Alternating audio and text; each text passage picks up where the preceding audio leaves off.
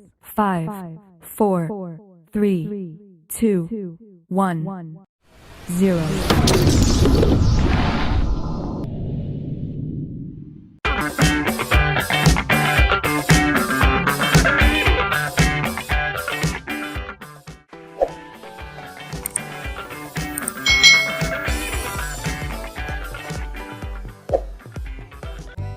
Hai,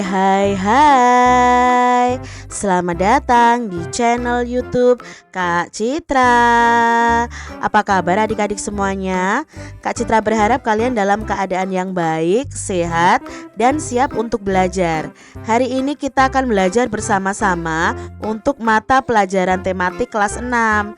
Kita belajar di tema 7, kepemimpinan, subtema 1, pemimpin di sekitarku, pembelajaran yang ke-6.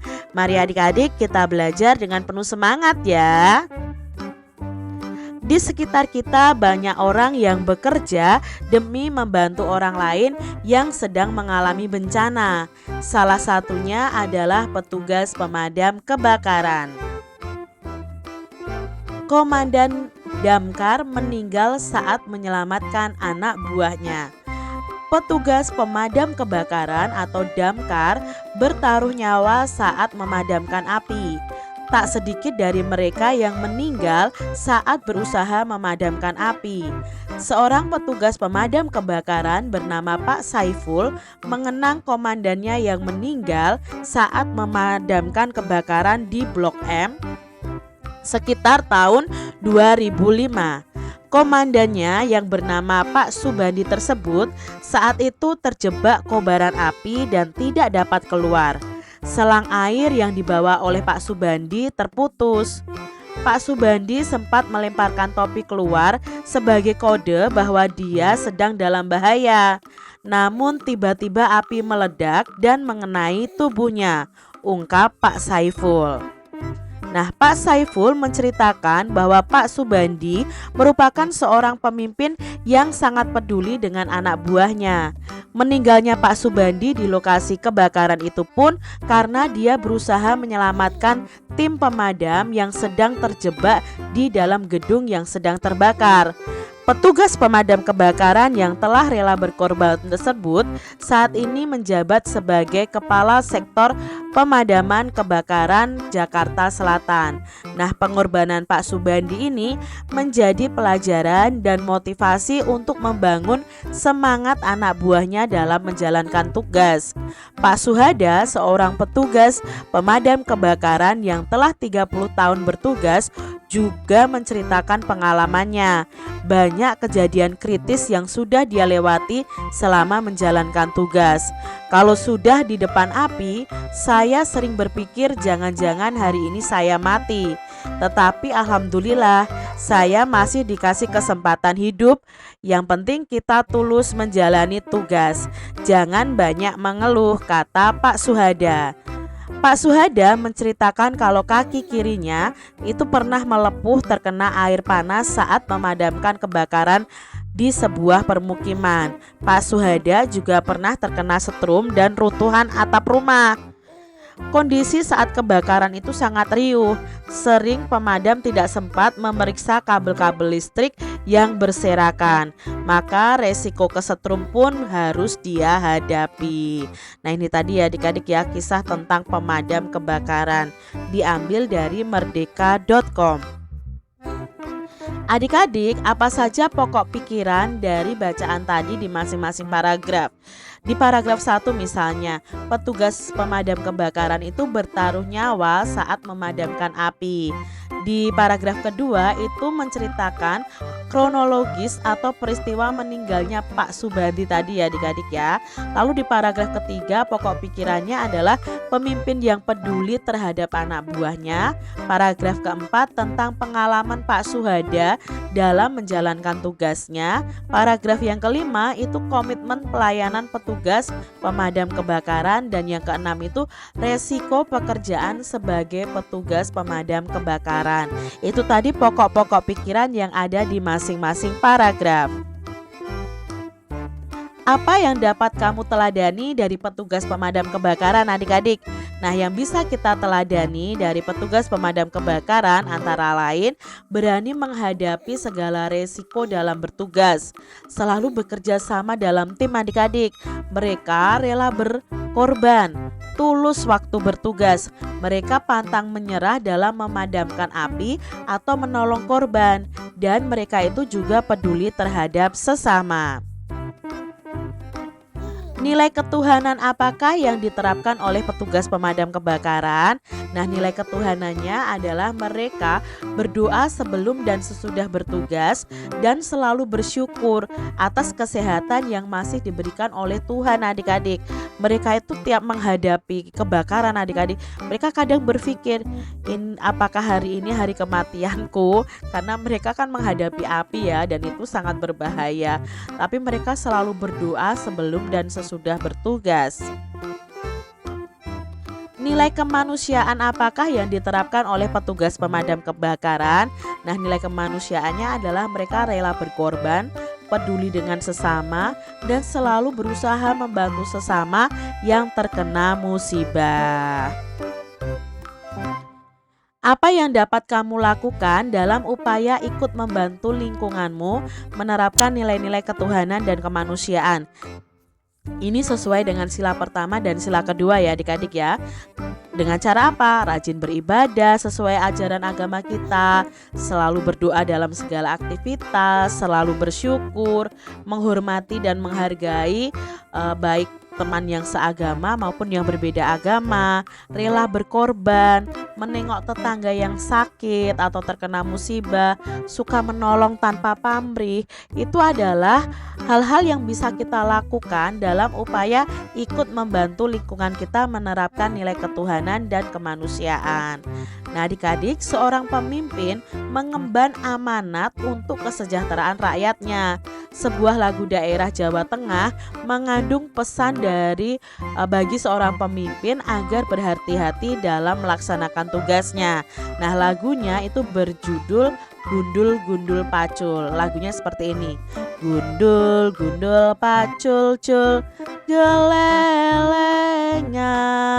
nyunggi nyunggi wakul kul, gembelengan,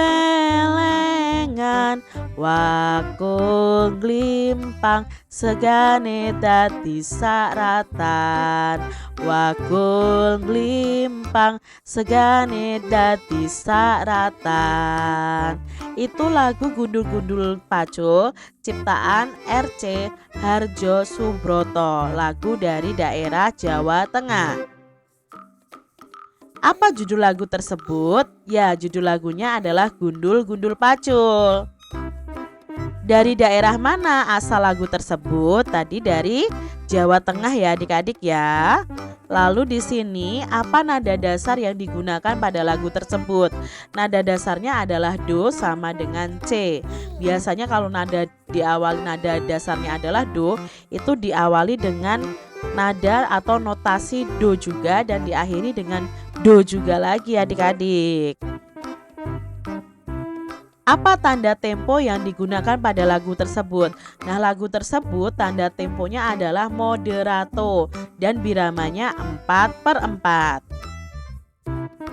Apa arti tanda tempo tersebut? Nah, moderato itu artinya adalah dinyanyikan dengan tempo sedang, jadi tidak terlalu lambat juga tidak terlalu cepat.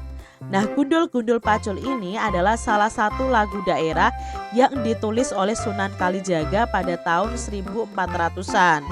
Gundul Gundul Pacul adalah lagu nasihat dari sang wali bagi para pemimpin Jawa untuk mengutamakan kesejahteraan rakyatnya. Arti gundul itu adalah kepala yang pelontos tanpa rambut adik-adik. Nah, kepala adalah lambang kehormatan dan kemuliaan seseorang. Sementara rambut adalah mahkota, lambang keindahan kepala. Dengan demikian, gundul itu artinya adalah kehormatan yang tanpa mahkota. Pacul itu artinya adalah cangkul adik-adik. Nah, orang Jawa mengatakan bahwa pacul adalah papat kang ucul atau empat yang lepas, dengan pengertian bahwa kemuliaan seseorang akan sangat tergantung kepada 4 hal, yaitu cara orang tersebut menggunakan mata, hidung, telinga, dan mulutnya. Jika 4 hal itu lepas, kehormatan orang tersebut juga akan lepas. Mata itu digunakan untuk melihat kesulitan rakyat, telinga digunakan untuk mendengar nasihat, hidung digunakan untuk mencium wewangian kebaikan, dan mulut itu digunakan untuk berkata-kata yang adil. Gembelengan itu artinya besar kepala, sombong, dan bermain-main dalam menggunakan kehormatannya. Dengan demikian, makna kalimat ini adalah bahwa seorang pemimpin sesungguhnya bukan orang yang diberi mahkota, tetapi pembawa pacul untuk mencangkul atau mengupayakan kesejahteraan bagi rakyatnya. Namun orang yang sudah kehilangan 4 indera tersebut akan berubah sikapnya menjadi congkak atau gembelengan atau besar kepala. Lalu berikutnya, nyunggi wakul gembelengan. Nah, nyunggi wakul itu artinya membawa bakul di atas kepala. Ini dilambangkan sebagai menjunjung amanah rakyat. Nah, namun saat membawa bakul, kalau sikapnya sombong atau gembelengan, maka wakulnya akan gelimpang, bakulnya akan terguling adik-adik. Itu melambangkan amanah dari rakyat akan terjatuh akibat sikap sombong saat membawa amanah tersebut. Segane dadi sakratan, itu artinya nasinya jadi sehalaman, melambangkan hasil yang diperoleh itu menjadi berantakan dan sia-sia, tidak bisa dimakan dan tidak bermanfaat lagi untuk kesejahteraan rakyat. Wah, itu tadi ya arti dari lagu Gundul-Gundul Pacul, sangat mendalam adik-adik. Ada lagu yang termasuk jenis bertangga nada diatonis minor. Apa maksudnya? Pada pembelajaran sebelumnya kita sudah belajar nada diatonis mayor ya, yang intervalnya 1 1 setengah 1 1 1 setengah. Nah, sekarang kita akan belajar tentang diatonis minor. Tangga nada diatonis minor. Nah, tangga nada diatonis minor ini memiliki interval atau jarak nadanya itu 1 setengah 1 1 1 setengah 1 1 ya. Nah, tangga nada diatonis minor ini ada bermacam-macam. Salah satunya tangga nada diatonis minor harmonis. Nah, tangga nada diatonis minor harmonis ini adalah tangga nada diatonis minor dengan nada ketujuh dinaikkan setengah. Perhatikan contoh urutan tangga nada diatonis minor harmonis berikut ini. Nah, di sini ya jaraknya dari la ke si itu 1. Si ke do itu setengah. Do ke re 1, re ke mi itu 1 jaraknya, mi ke fa itu 1, fa ke sol itu setengah, sol ke la itu 1. Nanti la ke si lagi yang lebih tinggi, jaraknya 1. Seperti itu adik-adik, berulang terus. Nah, ciri-ciri tangga nada diatonis minor ini biasanya itu lagunya bersifat sedih, kurang bersemangat. Nah, melodi lagu biasanya diawali dan diakhiri dengan nada la. Ya, kalau diatonis mayor kemarin kan diawali dengan nada do dan diakhiri dengan nada do juga. Namun tidak menutup kemungkinan diawali dengan nada mi dan diakhiri dengan nada la. Itu tadi tangga nada diatonis minor adik-adik.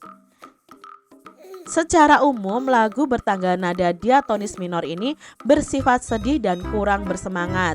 Namun ada pula lagu yang bertangga nada minor tapi sifatnya gembira dan bersemangat. Misalnya adalah lagu Ayam dan Lapeh dan Bungung Jumpa. Itu lagu yang sebenarnya diatonis minor tetapi memiliki sifatnya gembira dan bersemangat. Demikian tadi adik-adik pembahasan kita di tema 7 subtema 1 pembelajaran yang ke-6. Semoga video pembelajaran ini bermanfaat untuk adik-adik semuanya. Dan sampai jumpa lagi di video pembelajaran Kak Citra selanjutnya. Tuhan memberkati. Jangan lupa tekan tombol subscribe, lalu tekan loncengnya, tekan juga tombol like, lalu share ke media sosial kalian. Jangan lupa untuk ikuti media sosial Kak Citra. Terima kasih.